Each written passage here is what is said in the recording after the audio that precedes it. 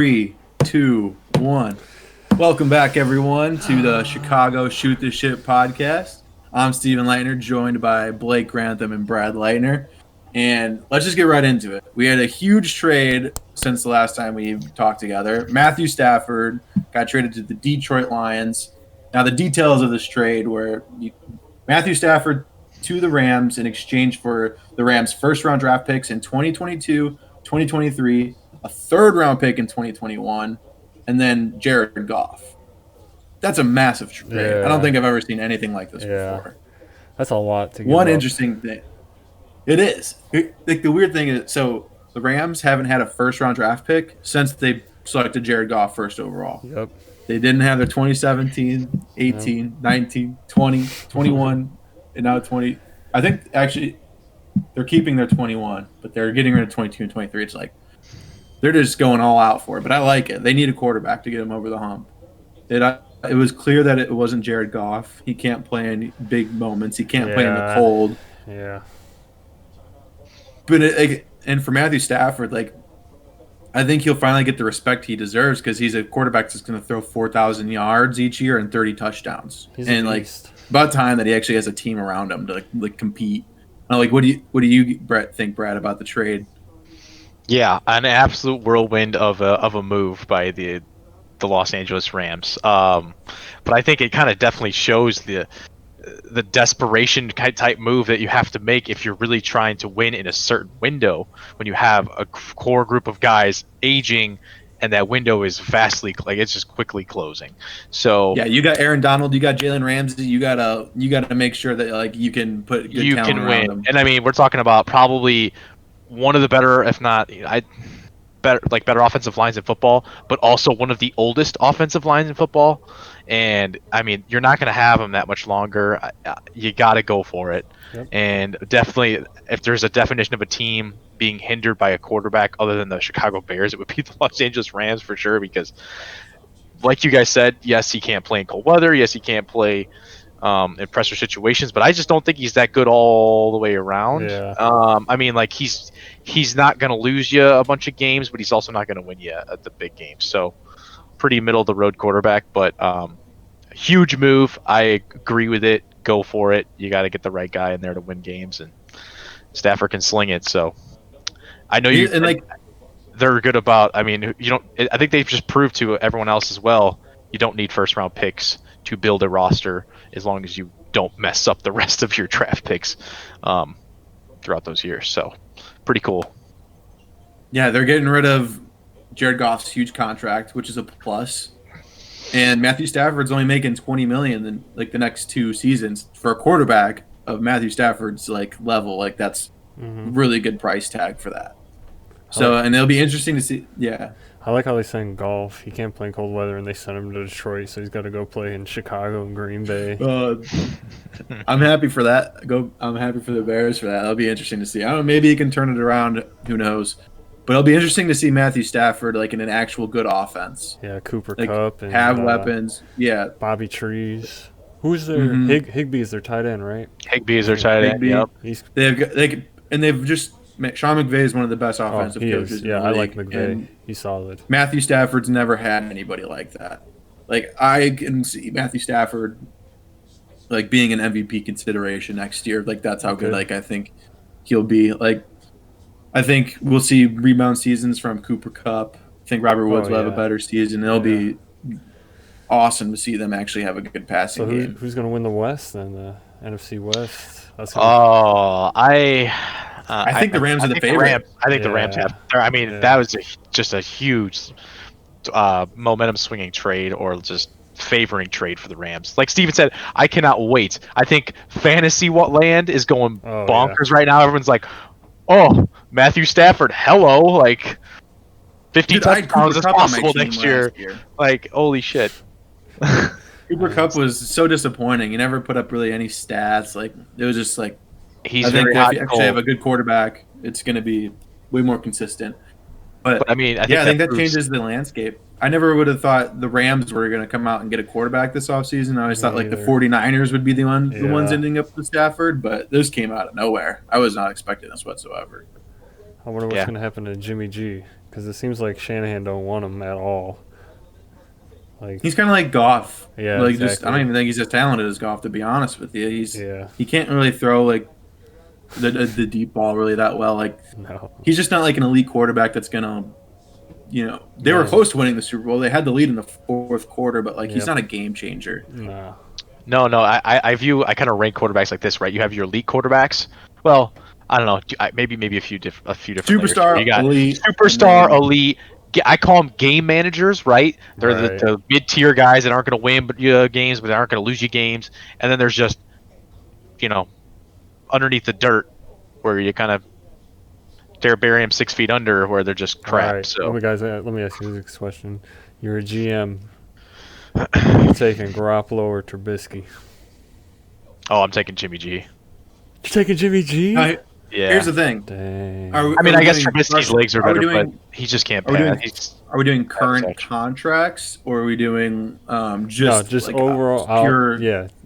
No contracts involved. They're both probably Jimmy G. Yeah, Jimmy G. And the only reason I say that, there's so many more upsides to Trubisky. The only issue is Trubisky's he's so nervous all the time. Like yes, he's mobile. Yes, he's athletic, and he does have the arm. I mean, it's not like it's weak and flimsy or something like you're throwing like a Mike Lennon or something. But he just, you watch these balls where they just fly or they sail on him, and it's just like he can't throw into tight windows.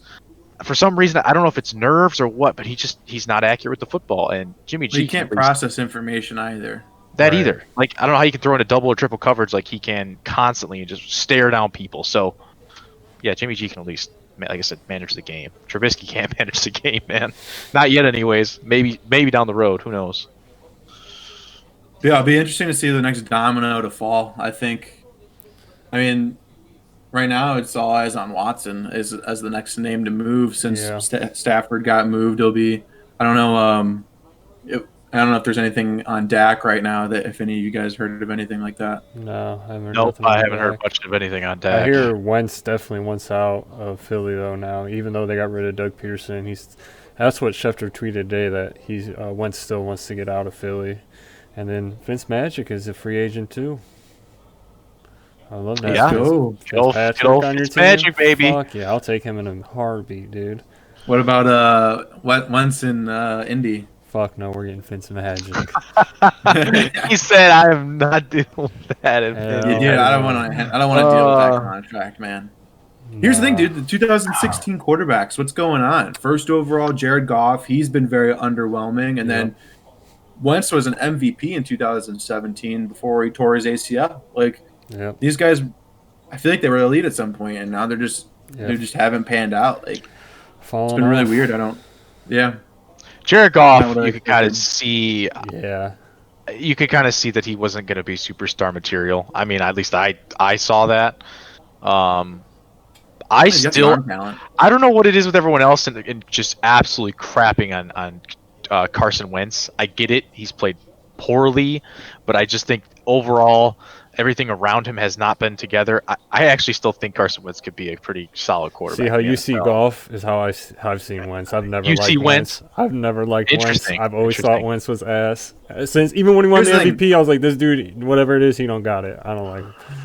No, Goff. Yeah, I don't see that at Goff, at least, right? For sure. Yeah. But Wentz, I see the potential for being a solid quarterback. If he comes in, I think same thing with Sam Darnold. Right. Same thing with Sam Darnold. Oh yeah, Sam Darnold. Sam Darnold's got offensive serious potential. True that, yeah. So that'd be cool to see Sam Darnold in Indy. Yeah. I think Sam Darnold in Indy would be now your best case scenario if you're a Colts fan, only because Here's the thing though, with that you're really throwing all your cards into a basket with him because you can get like a more known quarterback that you will know produce. Like we don't know if Sam Darnold's going to be like a great quarterback. We haven't seen it from him before. Like I wouldn't feel as comfortable just kind of like being like, we're like in Super Bowl contending, like we want to win. Like I would rather have a quarterback like Dak Prescott lead my team if I know that like I'm trying to be competitive and win. With Sam Darnold, it's kind of a toss up. You don't really know. Yeah, that's fair. But I mean, as far as Indy's concerned, I know they have a boatload of cap space, but and you would be taking a flyer, but it's not always possible to grab that experienced hand like a Deshaun Watson or a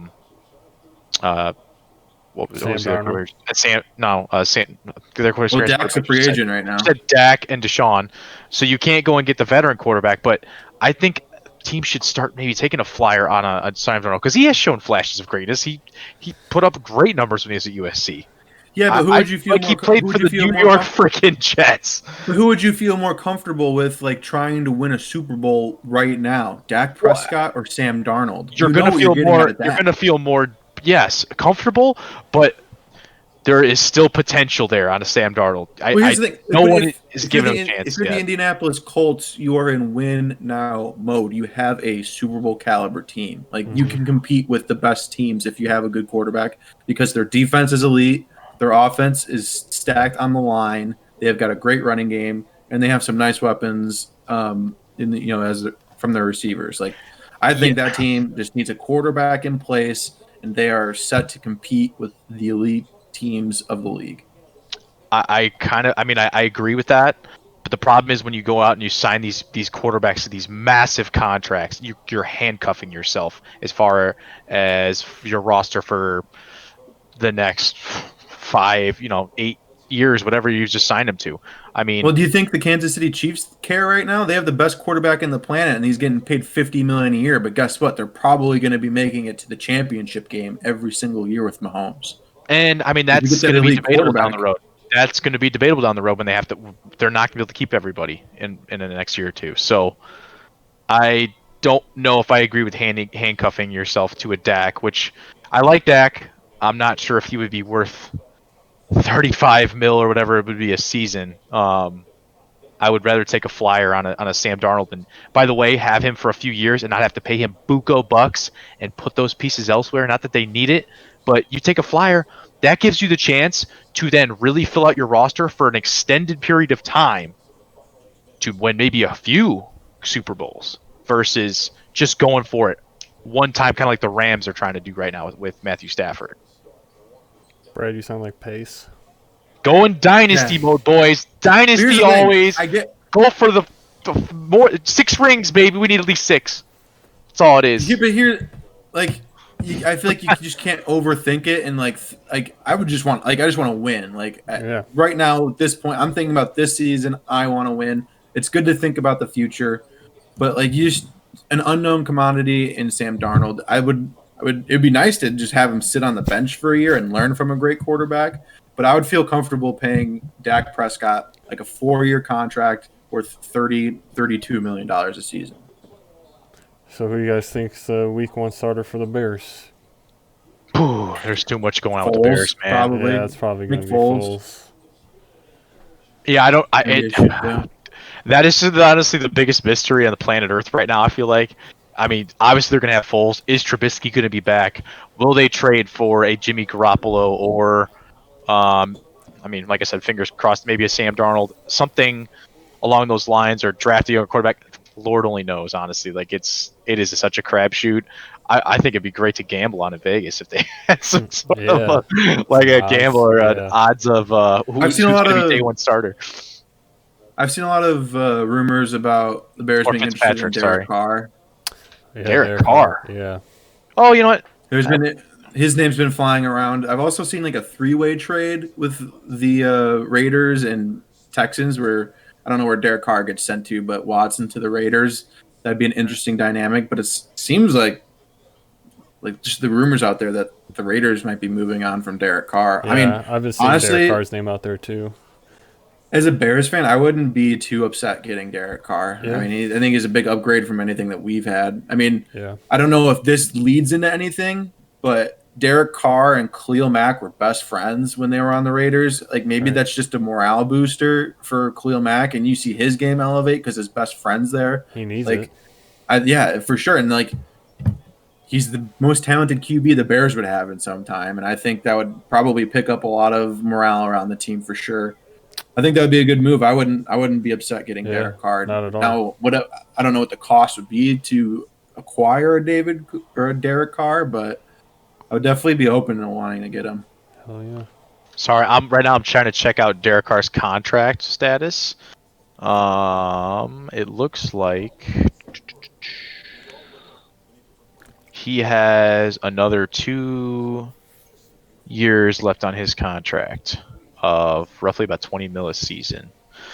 So Well, what are the Bears paying Foles? Is that right? with 20 that, mil? I was going to say we're paying Foles quite a bit. I don't know what we're paying Foles. But I was going to say, if you trade for Derek Carr, what are you giving up to get him is the big question there. That's what I don't know what the rumors were. Like, I don't know if it's like a second round pick, a first round pick. Not to mention our cap space issue. So we might be lucky to get around 17, 18 million cap space if we do the right things in the offseason. But there are other spots to fill on this roster, and it's like, I'd pitch you right up in the line. I'm not sure. Maybe you trade a pick and a player. I don't know how to make that work, but it'd be interesting to see what happens. It would be. I wouldn't mind Derek Carr in a Bears uniform. It'd be kind of interesting. It'd probably be the best quarterback the Bears have had. That's what I'm saying. I mean, at least talent-wise, since Kyle Orton. Jake That's right. That's right. Smoking Jay. Good old Cuddy. Yeah, man. A lot of options there. I don't know, Blake. We didn't dive into it too much. Who did you want for Indy? Ryan Fitzpatrick. You want Fitzmagic, and I could honestly, Steve, would you be okay with Fitzmagic being on the Bears as our Fuck yeah, are you kidding me? That dude, he's electric. Dude, when he's electric for like 4 games, and then he fucking cripples. That dude's a beast. And dude, especially on the Bears, this is just like it's a way to put butts in the seats if you have them next season. Like I would go to see Fitzmagic's play. Fuck yeah, dude. Hell yeah, that'd be sweet. Dude, when he came back, dying to go to a sporting event. Yeah, hell yeah, dude. I just want to go drink beer and like fucking like cheer at some shit and yell at guys. Yell at guys or getting fights in the stands. Let's go, come on. You miss fighting in the parking lot, Steve-O, or what? What's happening there, huh? Dude, I just missed the camaraderie with the fans, man. He was bullshitting with the boys, getting drunk, Nothing better. Dude, I remember when Q got fired and he went to the Bears tailgate and he's just out there with a bunch of fans and they're doing shot skis. I'm like, that's my fucking coach, man. That's my coach. Chicago style coach, if you've ever seen it right there with the bus doing the shot skis out of player retirement. That was priceless. Here's the thing: if we can get like fans in the stands, we should go to a preseason game again. I'm down. Just fucking tailgate at 7 a.m, get fucking hammered. I want nothing more than to go to a Bears-Packers game. I don't care if it's in Soldier Field or if it's in Green Bay. Go to Lambeau. I would love to go to Lambeau. I'd love to go to Lambeau. Just get into it. Oh, dude, I want to go so bad. Yeah, Lambeau would be cool. That'd be fucking sweet. Lambeau would be, oh man. That's that rivalry. It's intense, but like it's an intense rivalry, but it's a fun rivalry. Right? Yeah. Like Bears and Packers fans, like that's a lot of fun. As far as talent-wise is concerned, or maybe the most fiercest because they're not really that great of teams or haven't been, no one's really won anything for a little while. I mean, Green Bay won a Super Bowl like 10 years ago, but yeah, the rivalry is probably quarterbacks won 3 MVPs in between them. I think that's pretty successful. I mean, it's successful, but yeah, you know what I mean? Like as far as just winning Super Bowls. Brett, the Bears' last playoff victory was 11 years ago. They won 2 playoff games this year. I'm saying it's not been as successful like rivalry as far as. Oh, all right. I didn't know what you're like. What do you mean? Like just like competitive? Like it would be nice if the Bears, if both teams were good. If they were both good and they were maybe battling for NFC Championship games or something constantly, that's what it should be in my opinion. But we all see what the Bears are and how they operate. So yeah, as a Bears fan, I feel very little brother. God, little brother. We're the little bitch brother that's like 5. And like you rip something out of the little kid's hand, he starts screaming and crying right now. Like that's how I view the Bears. It's fucking terrible. Do we want to go to Arenado? Yeah, big trade front up there. Does anybody have the details up? I think Brad was supposed to. Either way, I mean, that's a huge fucking trade. Oh, and Colton Wong signed with the Brewers today too. Shit. Yeah. Making moves. So, I mean, good for Nolan Arenado to get out of Colorado. I don't know what they were doing. Yeah. They didn't really they gave up $50 million to get rid of him, and they didn't get anything in return. You're getting rid of arguably the top third baseman in all of baseball. 100%. I still think one of, if not the best third baseman in baseball. That's I what also said. feel bad for Story now too. His boy Arenado's gone next to him. I know that's It's just stories. It's just like that's where your career goes, just to like fucking die. Like, dude, can you imagine if like Story was on, like even like San Francisco or some shit, like a decent that'd be sweet. market team. Yeah. Yeah, Colorado's. I don't know what their thing is. They just like they've had good teams like Charlie Blackmon, he's Nolan Arenado, Trevor Story. Yeah. They've had DJ LeMay. They've had some pretty stacked teams, especially the year they beat us in 2018 in the playoffs. Mm-hmm. Just like they've just never been able to turn the quarter. Pitching is just like the one thing that they can never get down. That's what I was thinking. They never really had they never signed like a Yu Darvish or a Cole or a Lester or any of those guys. Like nobody. Well, here's the thing. Pitch there. If you get like an elite talent, like let's say you get a Clayton Kershaw, is he the same pitcher he is in LA, in Coors Field in Denver? Probably not. If he plays for the Rockies, probably not. Yeah, because I mean every pitcher on the Rockies, for the most part, their ERAs are always lower on the road. Right. Just playing half of your games at high altitude, it helps your offense, but it hurts your pitching, and you're gonna have like those high scoring games. Yeah, Cubs are fucked. I mean, so the Cardinals, they've traded for Paul Goldschmidt 2 years ago. Yep.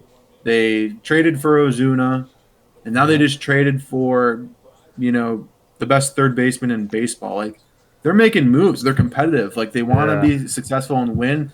They don't care. It doesn't seem like they care about money, really. Like, no, they're going for it. And good for Arenado to finally be in a place where they actually like prioritize winning. Yeah. He said he's pumped to play like against the Cubs more often. Yeah. He's like, Wrigley Field's an awesome environment. Like their fans are, crazy. He's like, this is gonna be sweet. So, man, that'll be interesting to see. It'll be nice to see Arenado in a Cardinals jersey. Like, I mean, obviously I'd want him to be in a Cubs jersey, but he's a great player, and it'll be cool to see him actually on a good team. And the Cardinals still got Matt Carpenter, right? He always kills us. He's a Cub killer. Jack Flaherty is he's a beast. He's one of the best pitchers in baseball. That dude's filthy. Yeah, they'll be good. I like their team a lot. Yeah. Interesting to see what happens between the Brewers, Cubs, and Cardinals this year. I think my prediction for the division this year, I think the Cardinals are going to finish first. Reds are going to finish second. Cubs third. Brewers fourth. Pirates fifth. Mm-hmm. Trevor Bauer hasn't signed anywhere, right? He's still a free agent? No, he's still a free agent. Wow. Still floating around out there. That's shocking. Yeah, that is kind of shocking, too, because he's not even, 30? 29, 30. To say he's right in the 30 line he's somewhere? He's a good-ass pitcher, man. He's a great pitcher, too, I don't know. It's been a weird offseason. I don't know if it's like... Because of COVID, probably. COVID, like... How much I know he wants like 34, 35 mil.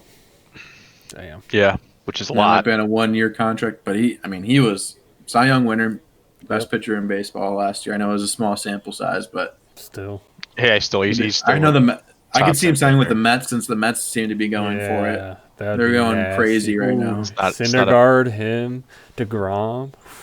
Ooh, yikes! That's a nasty trio. Look out, San Diego Padres. Marcus Stroman too. Yeah, baseball. I hope he goes to the Mets now. I gotta do too. That'd be electric. And they got Lindor, Alonso. I like Alonso. They got a good team. Yeah, he's polar bear. So yeah, before we kind of scrape away from the topic at hand here, how do I say this politely? Fuck it. I'm not even gonna say it politely. I'm fucking livid over this trade, man. Wow. Because I fucking hate the Cardinals. Yeah. Or sorry.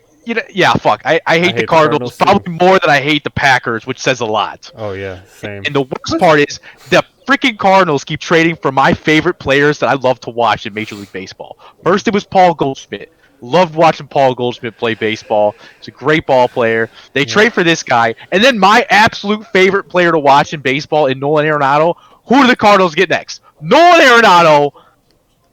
It sucks to be a Cubs fan. They're making moves, baby. Yeah, they want to win. Moves. We just are over here, just playing with ourselves and like, well, do we spend money? Do we not spend money? And here's the thing, we were good for about 5 years. We were the cream of the crop in the NL Central.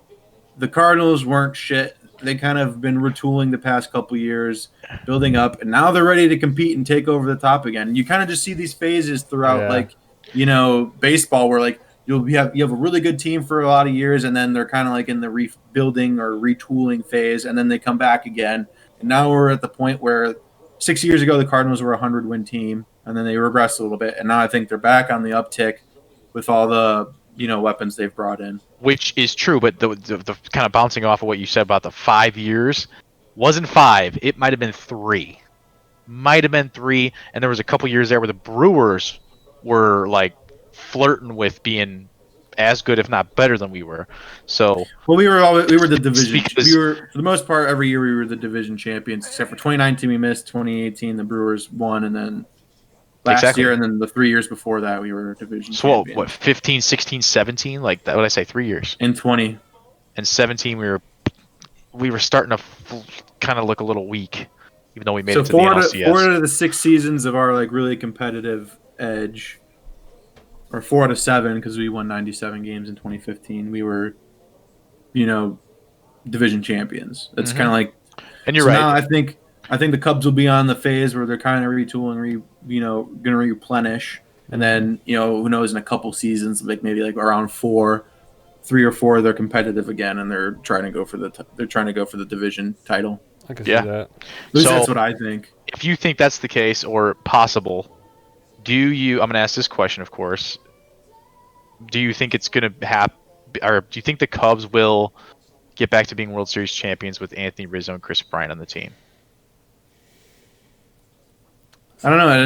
I don't know if either are going to stay. I don't know if Chris Bryant's going to stay. If they get extensions, then yes. But that's the ultimate question. I don't know what direction the Cubs are going to go if they are trying to re-sign them. I mean, I want to see those two. I love Brizzo. I want to see those two re-sign. I'd rather keep those two over like really anybody on the team. Mm-hmm. But I mean, it just depends. If they stay, then yes, I would see them on it. But like, I don't know after this season because they're not going to win the World Series next year. I know that for sure. And their contracts are up after that, so kind of uncertain at this point. But I mean, one thing that I just hate about the Cardinals because they do it so well is draft. Mm-hmm. They find these guys in the late rounds that I feel like the Cubs just never do. Like they found Jack Flaherty in the later rounds. They found this guy Tommy Edman. Like he's like one of their top leadoff guys. Like they find these guys that come out of nowhere and they slide them into their lineup and they're doing well. Like Paul DeJong. Like these guys come out of nowhere and they just I don't know what they're doing in St. Louis, but scouting. They get these people like scouting, but then also player development. They're really good at it, and I don't know what it is, but they just come up with all these good players, and I'm jealous. I wish that the Cubs were able to do that because we can't develop pitching whatsoever. No. Well, I'm just very excited to see what Jed Hoyer is able to pull out of his hat because Theo, I mean, my goodness, I don't know who's at the end of the day is making these decisions, but he definitely had some questionable calls, and the pitching was pretty horrendous there it never really was really that great except for like 2 years of obviously Jake Arrieta coming out of nowhere, and then obviously picking up Hendricks doing his thing, and then we kind of just lucked into pitching for a couple years. But let's see if we can draft and develop some young pitchers because we desperately need it. Yeah, I don't know what's gonna happen. I could see KB getting traded, to be honest. You always see articles about him possibly getting traded. Like the Mets are interested in him or whoever. That'd be pretty sweet. I don't know what you get in return, but you know what? That'd be lethal. Let me ask you this question then, just because you just sparked my interest. And I've been thinking about this for a while. Not even a while, but a little bit. Would you trade KB for Thor? If they would take it. If the Mets would be dumb enough. I don't think they would offer that, but that'd be an interesting trade. They would offer that? No, I don't think they would offer that either. I don't think KB has the worth anymore. Nolan Arenado just got traded for scrap.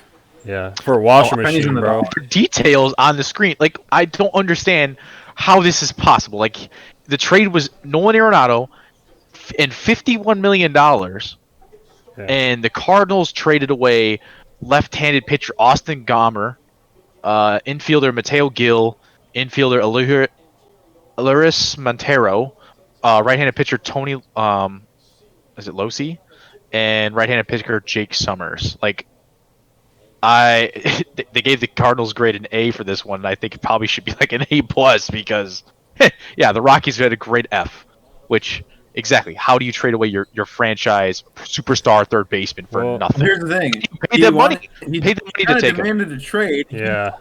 He and the GM had a rift. He said he didn't really want to play there anymore. Everybody knew that. Yeah. So I think that GM in Colorado lost all of his leverage. Yep. They know he wanted him out there, and like, hey, we're like, it's a pandemic. Like, we can't afford all this stuff. Like, like, this is a big contract. Like, you're gonna have to like give us some money or something if you want to. Like, I think they just want to shed the money, not deal with this contract anymore because they're probably screwed over or some budget with the pandemic, and they just got rid of one of the best players in baseball for completely under market value.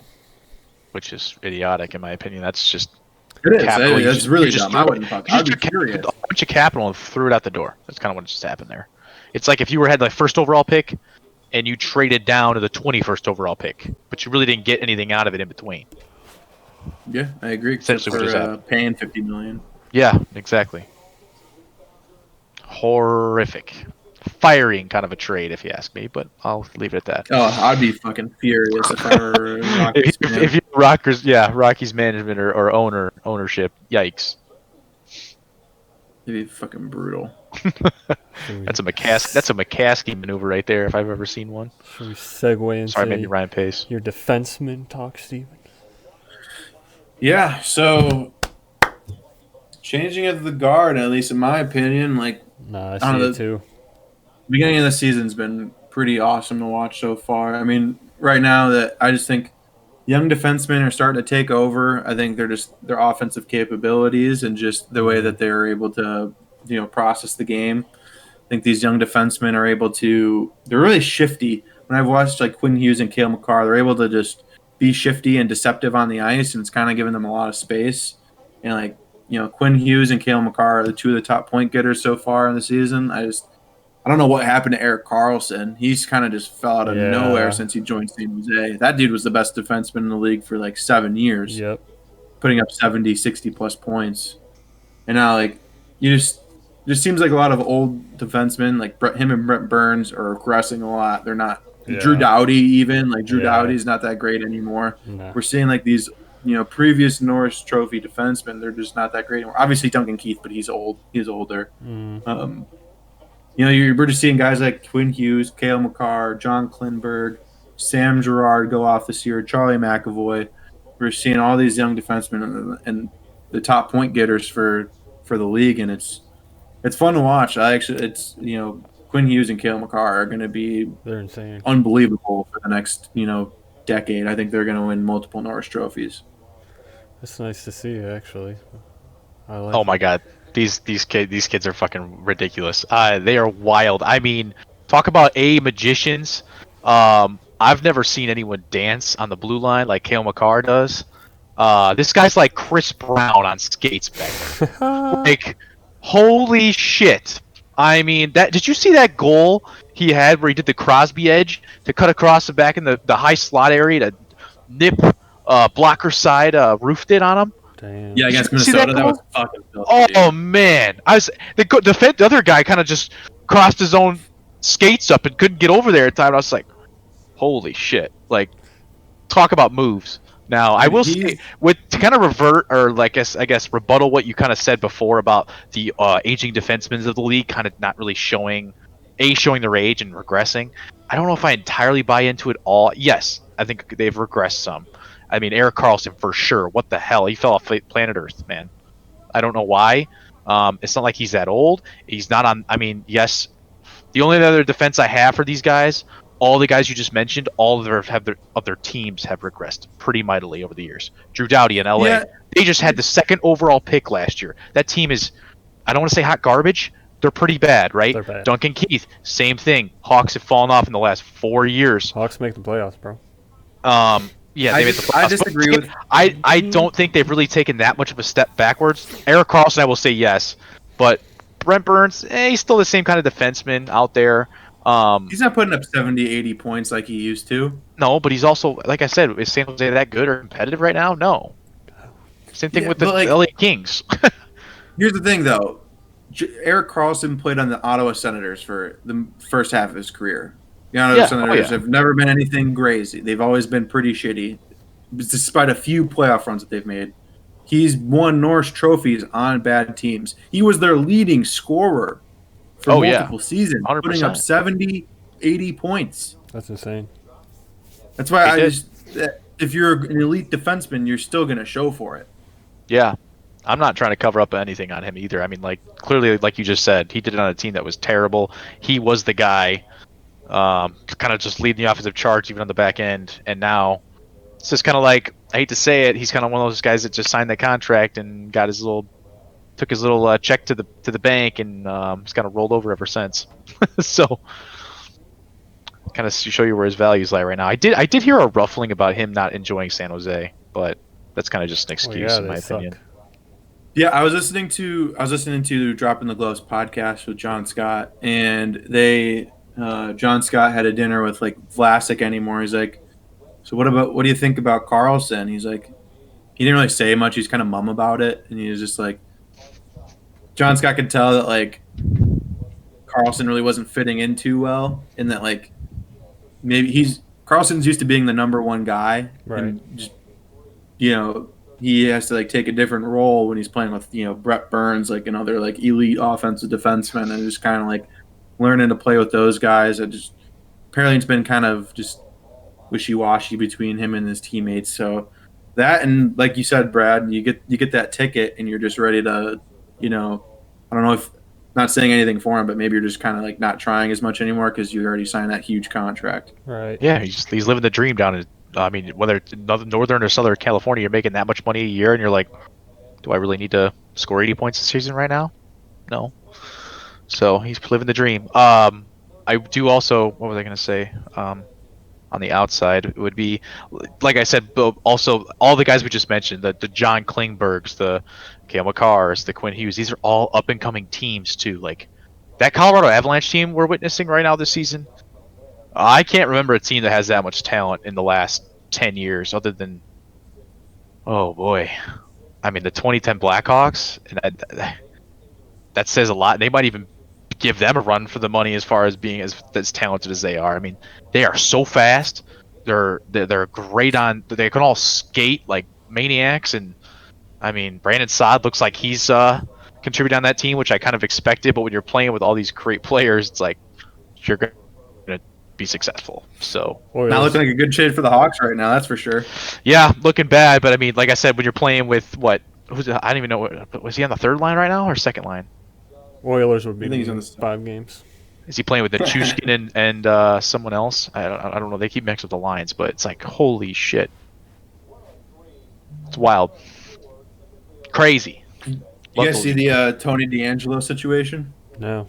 I did. What happened? I did. Tony DeAngelo, he's been kind of a head case ever since he's been, drafted. Mm-hmm. 2 teams got rid of him. I mean, he got traded from Tampa Bay, got traded from Arizona, and he's had issues while he's been on the Rangers.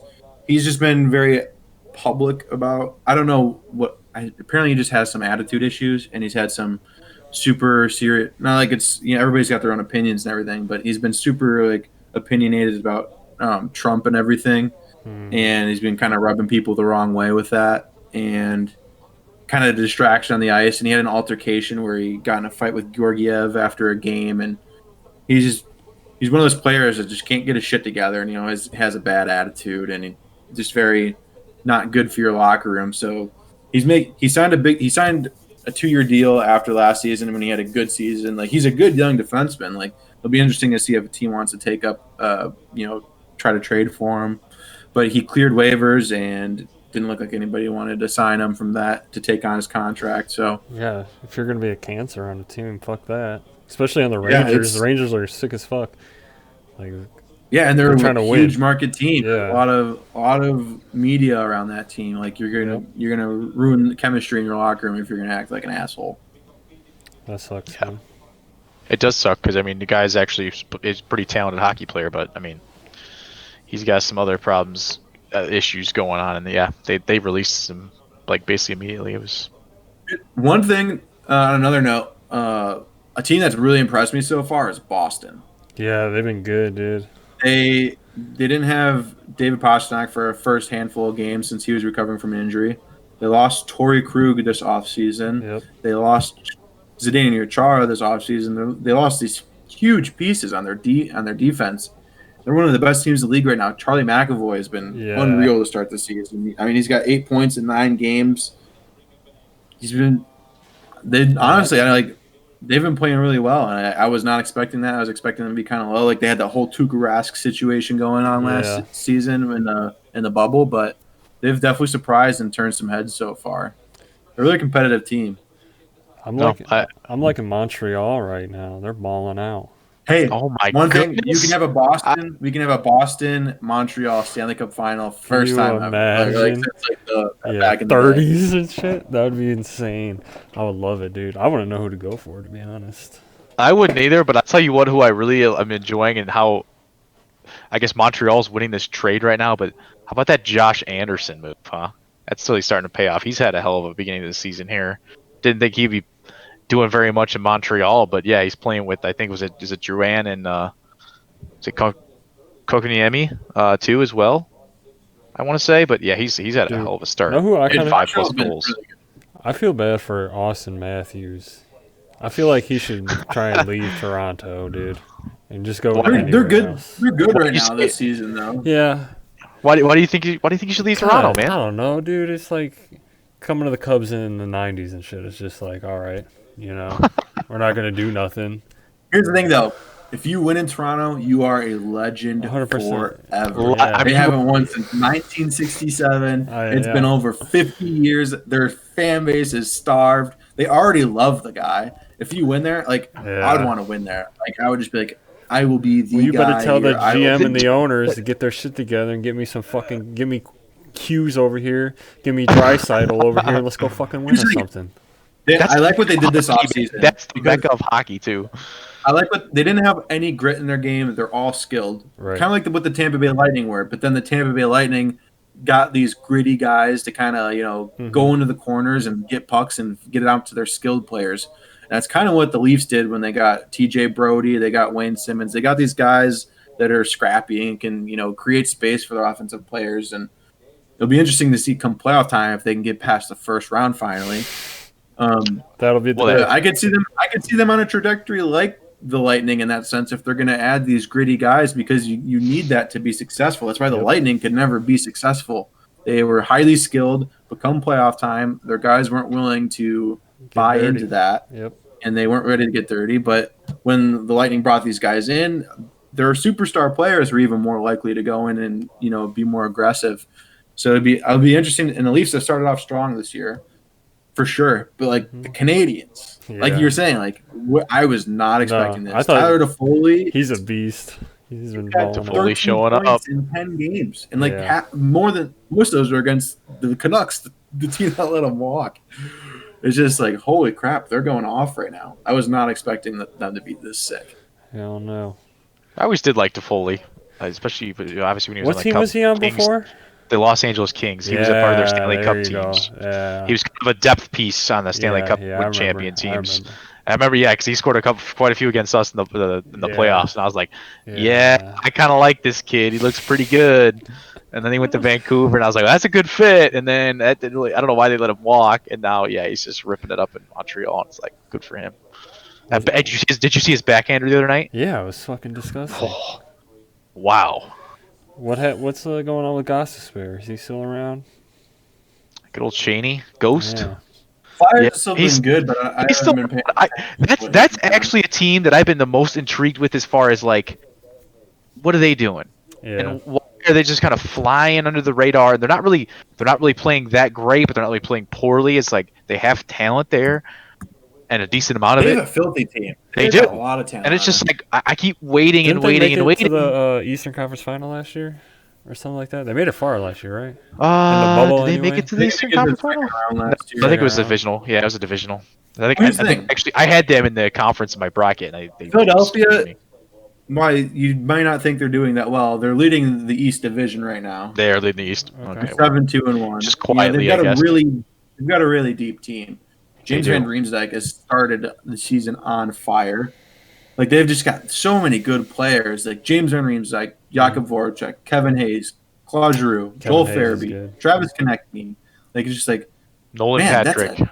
that is a sick top six right there. Like that's Mm-hmm. deep, and they got a lot of talent. And then on the back end, I mean, I didn't even mention Sean Couturier because he's been kind of injured so far this year. He hasn't really been playing. Oh. He won the Selke last season. Like Yeah. this team is deep. They got It a is lot of good deep. talent.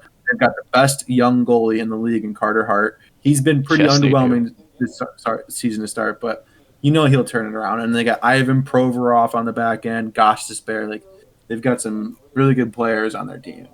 That's a team that I can see going deep into the playoffs too. It's gonna Yeah. be fun. I like Philly too. Eric Gustafsson, by the way, Yeah. he's on the Flyers. Yeah, I don't know if you they guys got noticed. Gustafsson. Yeah. He's been pretty decent. He's got 5 points in 8 games. Do they still have Travis Senheim? Yeah, they got Sanheim. I think they got a couple of they have a good roster. They have a solid roster.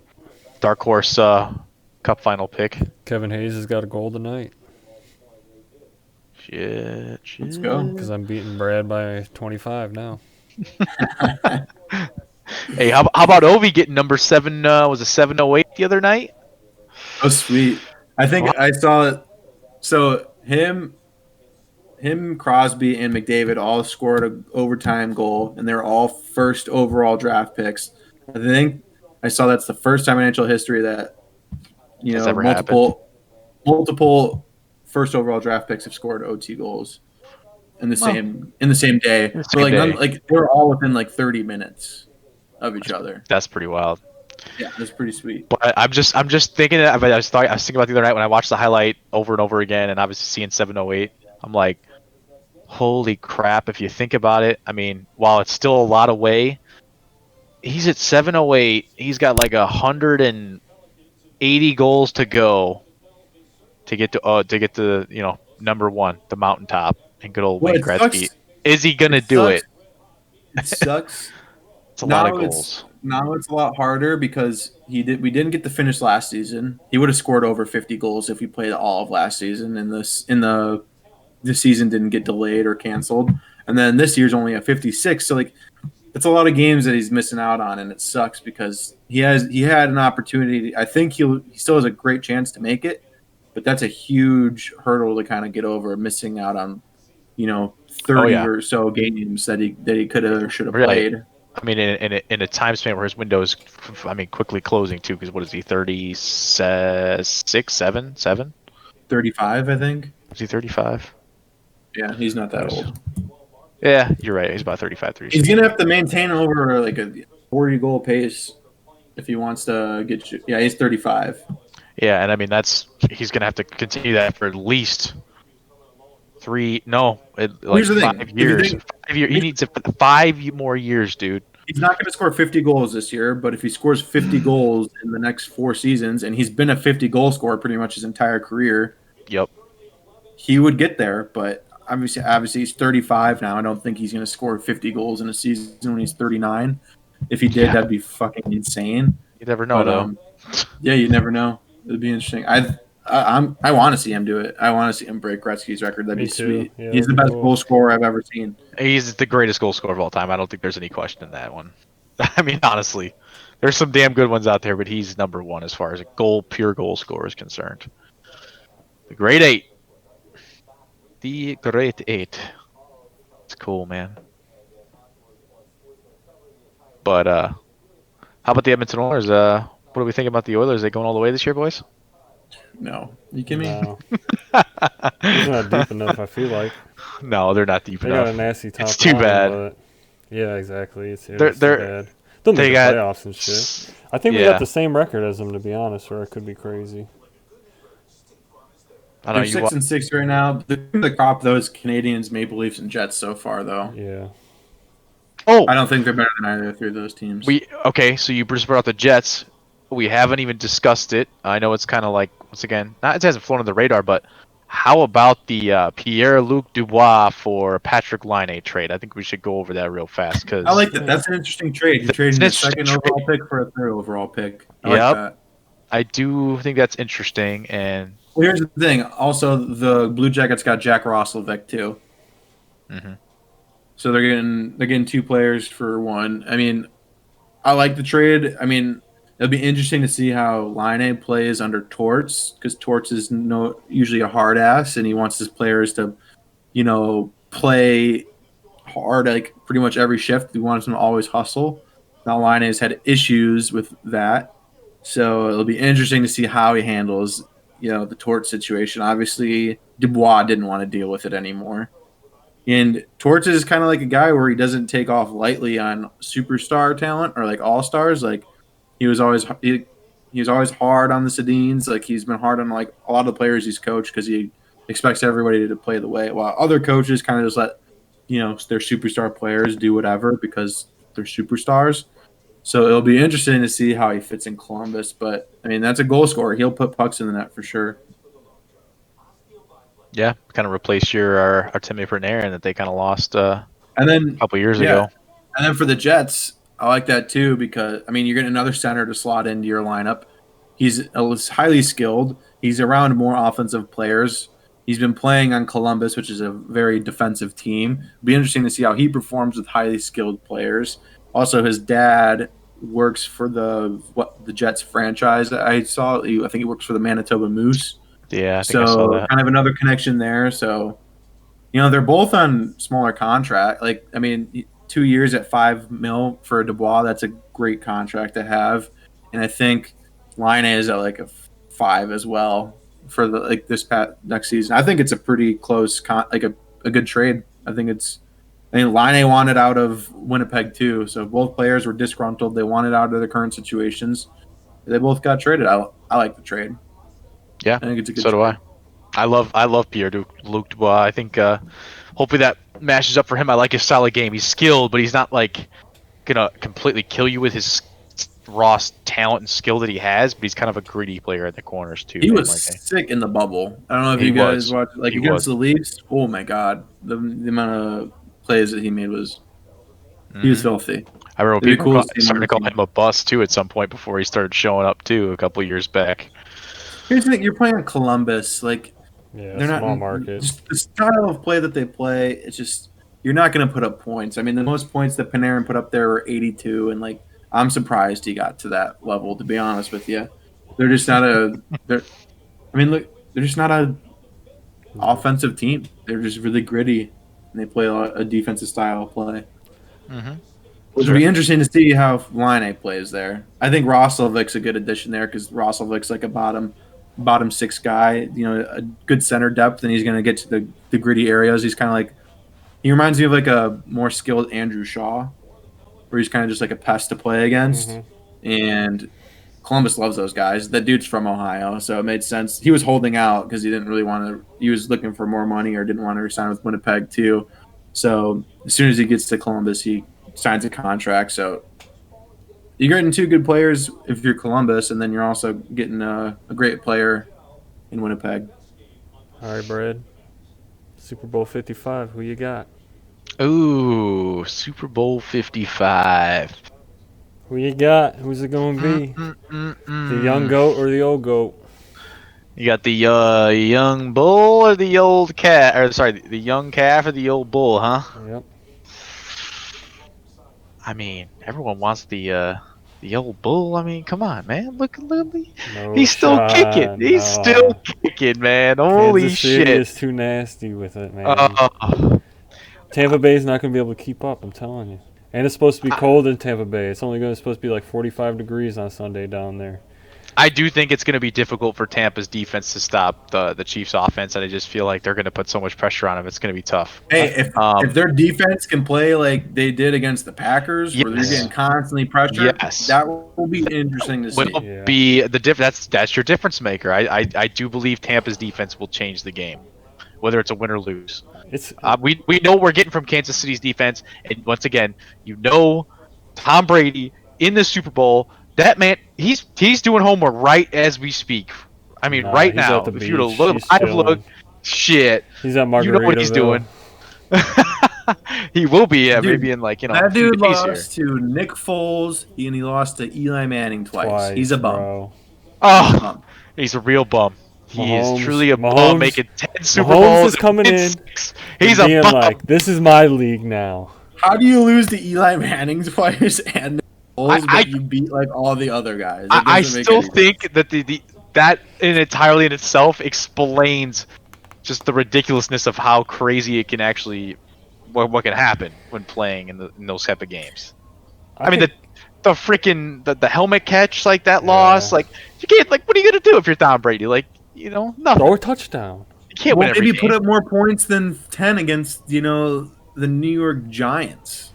The New York Giants had a hell of a You can't just blame it on one play when you have the entire game to, The one thing that affects every quarterback, I don't care who you are, even if you're Michael Vick, is if you have pressure and you can't stay upright, you can't move the ball, dude. Like that, and that's what they did. And Kansas City's both their tackles are out, I believe. They're starting that tackles. does not bode well for Kansas City. In the Bills game, their left tackle, I think, blew his ACL, or not his ACL, his Achilles. What's his name? And he's one of their best. He's one of the best in football, actually. I can't think of his name right now. So I think Mahomes. That ain't good. They're probably him and Andy Reid. They're probably got a game plan where they're like 2 seconds, getting that ball out 2 quick. seconds tops, dude. If nobody's open, just throw that shit. Yeah, I kind of forgot about the unless they get the run game going. Good one. What? Yeah, good one. Here's the thing, dude. Kansas City getting a run game going? Are we talking about the most pass-heavy team in football, probably? Their offense is still just so potent with Travis Kelce, Tyreek Hill. Like they're gonna get their opportunities, and it'll definitely be interesting to see. But overall, it's gonna be an interesting game, I think. Oh, actually. It's gonna be a hell of a game. I love the headline for it though. Like you got the old GOAT, and like you said, now the new GOAT. Like this is gonna be Mahomes' league. Why are we calling him the new GOAT? Because he's the baby GOAT. He's the GOAT. Oh, what's the baby GOAT stand for? What do you mean? He's the next GOAT. He's gonna be the greatest. He's the next generation. Quarterback. What are you talking about, man? There is no other greatest of all time, people. There really it's about to be Mahomes after he beats this is the Padawan beating the master right now. I'm calling him up right now. I'm gonna get TB12 on this podcast after he wins. He's gonna join this podcast, Brad. This man's more determined than anyone on planet Earth to like prove people wrong. And yes, he's gonna be on this podcast. No. Tell the world that I'm right. You're wrong, Brad. Fuck.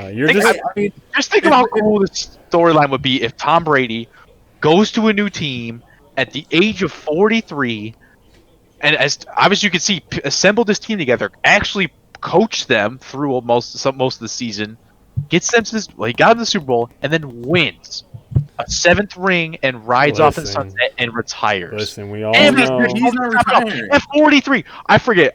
Stephen A. actually said something. I kind of do agree with it. The one and only time I'll ever agree with Stephen A. Smith. A shout out for you there, bud.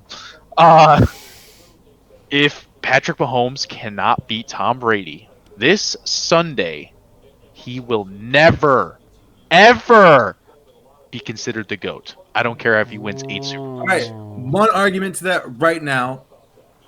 Hypothetical situation, not saying it's going to happen, but what if at the end of Patrick Mahomes' career, he has more Super Bowls and more MVPs than Tom Brady? Is he the GOAT? Yeah.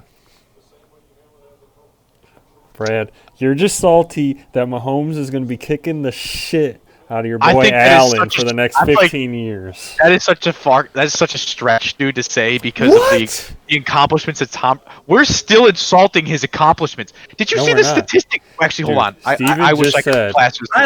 I love Tom Brady, but you got to play devil's advocate. He had.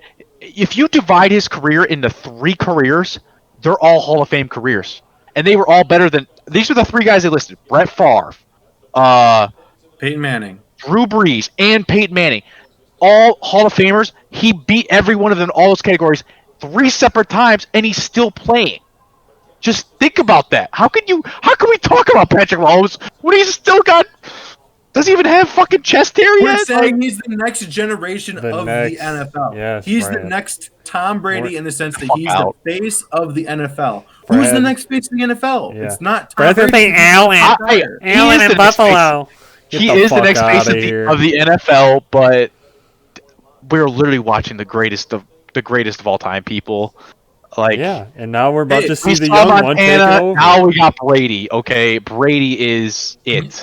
In my opinion, you can't start off a career any better than what Patrick Mahomes has done. Yep. You cannot start a career off better than that. That's very fair. The trajectory he is on is comparable. I don't like trajectories.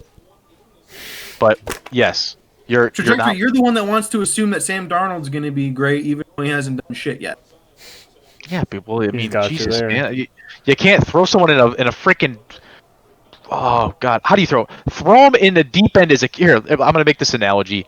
Take a kid who's never swam before, just throw him in the deep end of a pool and say, "Hey, buddy, you got to make the other side. Oh, by the way, it's life or death. Good luck." Well, That's what it was like for Sam Darnold playing for the New York Jets. hey, And obviously, he's gonna fail and drown. So that's not right. all I was saying But is... there's also. Go ahead, Steven. Now you can go. This is about to be Mahomes' league after Sunday, all right? I mean, hey, let's hold it time out yet. That's not entirely true until Mr. Tom retires, obviously. Let's be All right, realistic. well then, if Patrick Mahomes beats the glorious Tom Brady in the Super Bowl, then what's the outlook after that, Brad? It's a good question, but I mean, he made it to the Super Bowl at age 43, which is crazy in itself. And I mean, if Mahomes he made doesn't it at win, 23. It's not a big deal. It's not a big deal. But I want to see Patrick Mahomes come close to half the records Tom Brady owns right now. I think he has a good chance of getting there. Me too. I think he'll probably at the pace that he's going right now, he will be I the think you all-time guys, like, once passing again- touchdown leader. Once again, I don't think you guys are appreciating the fact that Tom Brady is still playing quarterback at the age of 43, and that at a high level, and no one has ever in the history of the NFL for the 100 years has ever done. Ever. So Okay. it's one Terry person. Bradshaw played in his 40s. What are you talking about? Did Terry Bradshaw make a Super Bowl after 40? The dude Look it won up. multiple Super Bowls. He's a beast. The only other person I could say that was from that, like, I guess that high of a level, that late into their career would be like a John Elway when he won the Super Bowl when he was like 38. This has got nothing related to do with kind of what we're talking about, but I remember when you were the biggest Peyton Manning defender, know. and you never picked Tom Brady 100%. over him. You're I like, never- now you're I picking never- Tom Brady. He's been And now on he's picking Tom Tom. Brady. Do you want to know why? Wow. Tom Brady's been on so many good teams. Blah, blah, blah, blah. And you're not wrong, but now I've come to realize how stupid I was in my young age and idiotic, and you look and watch the man perform and actually work, and you can see why he is the I've greatest been of all telling you this time. for years. He's 20 times better than Peyton Manning. He has the best work ethic probably in the NFL. You see what And he he still does at the age of 43, and that's why he puts Aaron Rodgers in the complete shitter when it comes to just the GOAT conversation, or even quarterbacking for that matter. You see what he told his players after the championship? Yes. Yeah, he said, who is it? I think he said Levante David. I just read Stop the quote or fucking whatever. crying. We haven't won Stop shit fucking yet. crying. We haven't won shit yet. Yeah. That's the quarterback you need on your fucking team if you want to win. Not this Aaron Rodgers walking off the field with his head down or something, or head in his hands in his pockets, just kind of pouting over there on the fucking Okay, come on. sideline. When Tom Brady lost in the Super Bowl, he wasn't fucking happy, Brad. He was upset. No, Tom but Brady is you the see, biggest loser I've ever seen. He wouldn't even shake Nick Foles' hand because he lost to him in the Super Bowl. Talk about freaking being a bad sport, Brad. Like, are you kidding me? He's going like this walking out because he doesn't shake quarterbacks' hands that beat him. He's a salty little. He's a great quarterback. One of the best winners. He's a salty losing. He didn't shake Nick Foles' hand. Aaron No. Rodgers. no, I know he didn't shake Nick Foles' hand, but did he shake Eli Manning's hand? Oh, I don't know. And I think that's a great question because I don't remember either. Probably. I would But guess probably not. Lately, he hasn't been shaking quarterbacks' hands that beat him. He doesn't do it. You know what? I kind of respect that. COVID, Fuck yeah, dude. baby. If Aaron Rodgers does it, you're going to argue and say he's a fucking asshole. Yes, because Aaron Rodgers doesn't have to fucking You win, just said, man. oh, he's pouting. You just said, oh, he's pouting off the field. And but when Tom Brady does that, he's fucking, it's okay because he's a winner. And Yes. he wants to, Yes, I want to see Aaron Rodgers get upset once in a while, or show some actual human That's emotion. what he does. He actually cares. He cares. That's the difference between showing you care and you don't care. Okay? He's pissed he loses, but then he's fired up when he's winning. Okay? You got to show the range of emotion, not just. Aaron Rodgers Yeah. gets fired up. I don't know what you're talking about. That All argument right. doesn't make any sense to me. Final score Have you seen prediction. Tom Brady? I'm putting clips on the internet of Tom Brady slamming his fucking helmet into his teammates after they score a touchdown. How many of the quarterbacks you see do that, huh? Nobody. Nah, probably not. Brad, what's Probably your not. final score prediction for the Super Bowl? I got the Tampa Bay Buccaneers 145. Kansas City Chiefs nothing. Okay. I'm just kidding. That's my what are those guys called again? The Saturday Night Live guys. That The do the Bears Bears. super The fans? Bears gets the super fans. Yeah, there you go. That's my reference for the night. But honestly, it's going to be a very good game, very close game. I think the defenses might show up here. It's going to be it's going to be under 55. I think it'll be under 60 points for sure. I'm going. I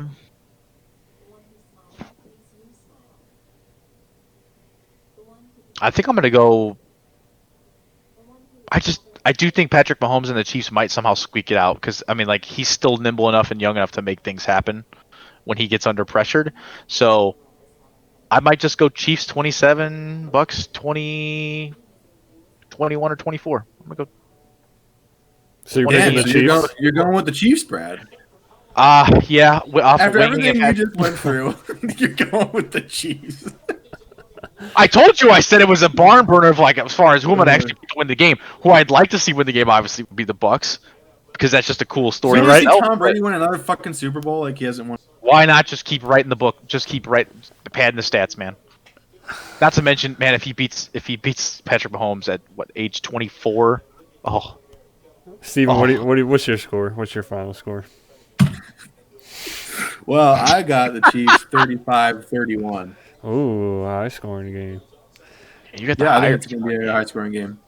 I think I'm going Kansas City 31, Bucks 28. I think it's going to be a close game. I can't wait. I'm excited. To I be think honest. it'll be a really close game. I think we all know it's gonna be More close. the more complete team, I think you kind of got to get the edge to the Bucks just Yeah. because Yeah, they I got a think you lot do. of weapons on offense. I 100% Although the Chiefs do too, defense is also really elite. Yeah. They've got a great defense. Yes, they have And a I top think 5 they- defense. Their defense is way better than the Chiefs' defense. So it'll yeah, be for interesting. sure. It'll be interesting to see if they can somewhat slow down Patrick Mahomes. And I agree that the Tampa Bay Buccaneers defense is definitely elite. But I don't know if I would say they're way better than the Chiefs. I mean, yeah, the Chiefs are pretty middle of the pack when it comes to defense this season, but yeah, Tampa is a more complete team as far as offensive weapons, defense. I'd say they're more complete. So we'll see. Yeah, like I said, if Tampa's defense could stop Mahomes boys, I think TB12 is going to show up and just do his thing like he did the Packers defense and just, you make one mistake, guess who's making you pay for it? I don't know. Brady had 3 interceptions against the Packers. But that's just it. He had 3 picks and he still was able to just gash him when it hurt. Okay, so both defenses are pretty comparable. The Buccaneers had the 9th ranked defense. Chiefs had the 10th ranked defense. Oh, yeah, see, there you go. Way better is a stretch there, Steven. So I mean, in the playoffs so far, I think they've been way better. Mm-hmm. I guess that's fair, but But, I mean, that's just me. I mean, that's just you making excuses for Brady always having good defenses. okay, As well. I'm reading this wrong, or this is not right. It said the Bucks only had 4 sacks this season, so that's got to be wrong. That's not right. What am I looking at here? Whatever. That don't would. know if this is That would accurate. shock me. The Bucks have There's a no very. way you have fucking 4 sacks this season. They They had probably 5 sacks. They had 5 sacks last game. There's no way they went fucking 18 games without more than 4 sacks. I mean, who That's knows? literally impossible. You're probably right, but the Buccaneers just have a really good run defense, really solid run defense. So, the pass Well, they defense. just got Vita Vea back too. Yeah, but I don't know. They get Jason Pierre-Paul going again, and they have obviously Ndamukong Suh up the middle, Levante David. Yeah, they're gonna Jack Barrett. Yep, they'll be stuffing whatever Vita Kansas Vea. City starts running at them. And Hopefully that pass rush can get there too. But Okay, I found a more accurate representation. The Buccaneers had the 8th defense, and the Chiefs had the 11th. once again, it's neck and neck.